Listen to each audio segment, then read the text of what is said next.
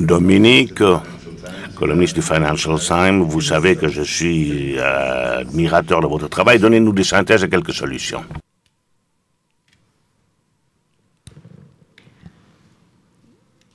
Après une telle présentation, il m'est difficile de m'exprimer dans ma langue, mais je vais quand même le faire. Et je n'ai peut-être rien d'original à dire, mais je vais le dire dans la langue de Molière pour conclure cette session. Je crois que le problème majeur devant lequel nous nous trouvons, c'est que nous parlons de multipolarité depuis des années maintenant, mais nous n'intégrons pas les conséquences stratégiques de ce que signifie la multipolarité, et nous nous trouvons devant ce que j'appellerais la rencontre d'un déni de réalité de la part des États-Unis et d'un déni de responsabilité de la part des puissances émergentes. Nous nous trouvons dans cette phase intermédiaire entre deux mondes, où nous savons que les règles du jeu du monde ancien n'existent plus, ne peuvent plus être appliquées raisonnablement, mais nous n'avons pas encore su comment définir les règles du jeu du nouveau monde. Et revenant sur ce que disait Hubert Védrine hier, je dirais que le problème majeur pour moi, c'est que non seulement l'Amérique n'est plus ce qu'elle était, mais en fait, contrairement à ce que laisserait entendre le discours d'Obama, elle n'accepte pas réellement les transformations intervenues. Elle parle de multilatéralisme, elle s'en gargarise même. Elle parle de multipolarité, mais elle n'en accepte pas les conséquences. Certes, rien dans le monde, aujourd'hui comme hier, ne peut se faire sans l'Amérique. Mais aujourd'hui, beaucoup plus qu'hier, rien dans le monde ne peut être fait par l'Amérique seule. Et au fond, ce à quoi nous assistons aujourd'hui en Afghanistan et au Pakistan, c'est à l'entrée douloureuse dans le monde multipolaire. Qu'est-ce que je veux dire par là? Prenons trois conflits centraux: l'Iran, l'Afghanistan et le Pakistan, la Corée du Nord. Aucun de ces conflits ne peut être résolu par les Occidentaux. Ce ne sont pas les 35 000 hommes, c'est merveilleux, c'est courageux, c'est admirable, que l'Europe contribue en Afghanistan, qui vont faire la différence. Et l'Amérique n'a pas les moyens militaires et plus encore politiques de s'engager au niveau qui serait nécessaire en Afghanistan.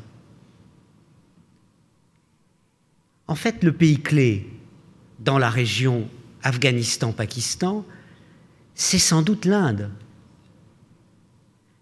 Le Pakistan doit être convaincu, et en particulier l'acteur clé, l'armée pakistanaise, que son ennemi aujourd'hui, ce sont les talibans et Al-Qaïda. Et ce n'est plus l'Inde. Cela suppose une évolution de la diplomatie indienne qui prenne pleinement ses responsabilités et accepte de devenir une puissance diplomatique et pas seulement économique. En Corée du Nord, l'acteur clé, les Coréens eux-mêmes le disent, c'est la Chine qui doit sortir d'une certaine forme d'attentisme et d'opportunisme. Et en Iran, nous savons très bien que sans la Russie et la Chine, probablement aucune pression diplomatique sérieuse ne peut être accomplie. Or, nous ne sommes pas prêts à intégrer ce discours, nous ne sommes pas prêts à intégrer cette réalité. Le livre le plus intéressant qui a été publié il y a quelques années, celui de Fareed Zakaria sur The Post-American World, dit quelque chose qui est une semi-vérité. Il dit les autres montent, mais il ne dit pas l'Amérique décline. Or, l'Amérique décline. Elle est dans une phase de déclin relatif. La comparaison avec le Vietnam et l'Afghanistan est sans doute fausse sur le plan strictement stratégique. Mais elle repose sur des faiblesses politiques communes. Et d'une certaine manière, ce qui me frappe, c'est que certes l'Afghanistan est un défi peut-être moins considérable sur le plan militaire que ne pouvait l'être le Vietnam, mais l'Amérique d'aujourd'hui n'est plus l'Amérique d'hier. Le 15 septembre 2009, la chute de la maison Lehman Brothers a confirmé les conséquences du 11 septembre 2001, les chutes des tours de Manhattan.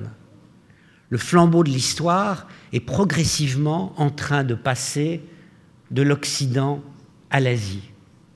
Et je ne suis pas sûr que nous en acceptons la logique. Nous reconnaissons qu'il se passe quelque chose, mais nous ne l'intégrons pas réellement.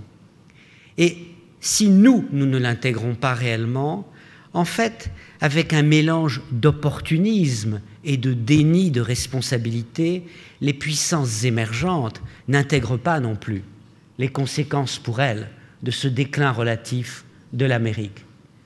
Car elles calculent diplomatiquement à très court terme.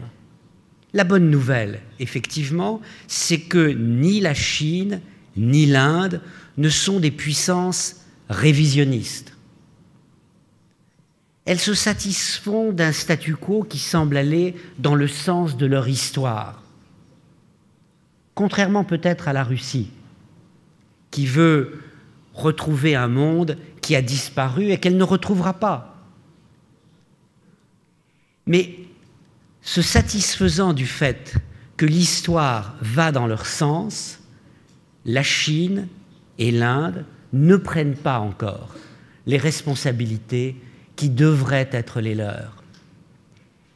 Et nous nous trouvons dans ce système multipolaire, imparfait, déséquilibré, entre deux mondes, où les règles du monde ancien ont disparu et les règles du monde nouveau ne se sont pas encore imposées. Dans ce système, en tant qu'Européen, je suis frappé de la lenteur avec laquelle nous intégrons ces changements intervenus dans le monde. En fait, nous nous sommes, au cours des dernières années, consacrés à des problèmes finalement mineurs qui nous ont fait perdre un temps fou. La définition de nos frontières et la définition de nos institutions. Et au moment où l'histoire du monde s'accélérait, l'histoire de l'Europe faisait du surplace. Et il y a une grande contradiction, là aussi, entre le discours ambitieux qui est le nôtre et les pratiques politiques qui sont les nôtres. La nomination des personnalités qui vont demain représenter l'Europe dans le monde sera incontestablement un premier test de la volonté de l'Europe de jouer un rôle dans ce monde multipolaire. Est-ce que nous voulons jouer une place ou est-ce que nous nous contentons de dire que nous voulons jouer un rôle? Je crois que c'est cela la grande question et je vais en rester là pour compenser un peu le temps qui a été pris. Merci beaucoup.